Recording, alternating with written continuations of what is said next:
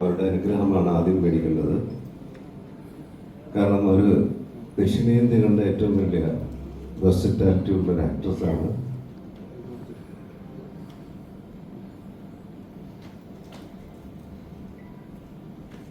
അങ്ങനെ ഒരാളുടെ മകളാണ്. ഇപ്പോൾ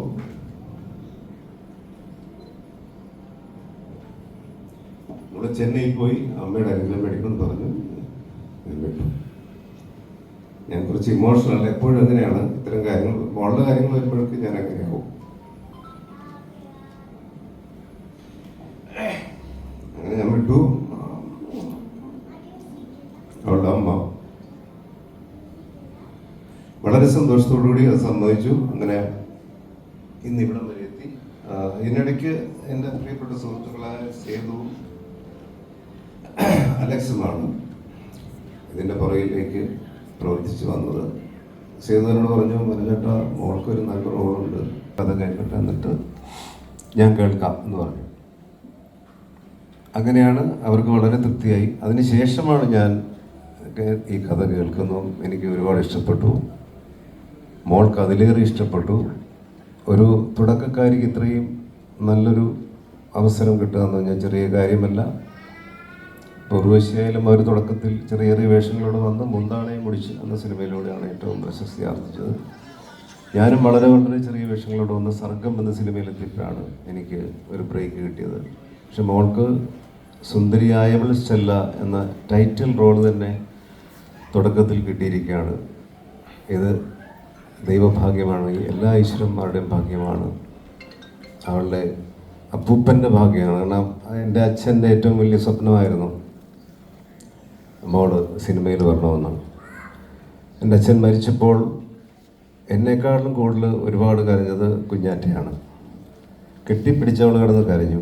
ഞാനത് എനിക്കെന്തോ കാര്യമുണ്ടെന്ന് തോന്നി. അപ്പോൾ എന്താ മോൾ ഇത്രയും കരയെന്ന് ഓർത്തപ്പോൾ ഞാൻ പറഞ്ഞു, എന്താ മോൾ ഇങ്ങനെ ഇമോഷണലാവെന്ന് ചോദിച്ചു. അപ്പോൾ പറഞ്ഞു, ഇല്ല അച്ഛാ, എൻ്റെ അപ്പൂപ്പനാണ് ഞാൻ സിനിമയിൽ വരണമെന്ന് ഏറ്റവും കൂടുതൽ ആഗ്രഹിച്ചത്. എപ്പോഴും എന്നെ കാണും പറയും, മോള് വലിയ നടിയാവും, മോള് ആക്ട്രസ് ആവണം, ടാലൻറ്റഡ് ആണ് എന്ന് പറഞ്ഞ് എന്നെ എപ്പോഴും ബ്ലെസ് ചെയ്യുമായിരുന്നു. അപ്പോൾ പിന്നെ ഇപ്പോൾ ഈ ഒരു അവസരം വന്നിട്ട് അത് കാണാൻ സാധിക്കുന്നില്ലല്ലോ എന്നൊരു വലിയ വിഷമമുണ്ട്. അതുകൊണ്ടാണ് ഞാൻ ഒരുപാട് ഇമോഷണലായെന്ന് പറഞ്ഞു. അപ്പോൾ എൻ്റെ അച്ഛൻ്റെ ആഗ്രഹമായിരുന്നു, എൻ്റെ അച്ഛൻ്റെ ഏറ്റവും വലിയ സ്വപ്നമായിരുന്നു കുഞ്ഞാറ്റ സിനിമയിൽ വരണം. എൻ്റെ അച്ഛനെ ഈ അവസരത്തിൽ ഞാൻ സ്മരിക്കുന്നു, എൻ്റെ അമ്മയെയും.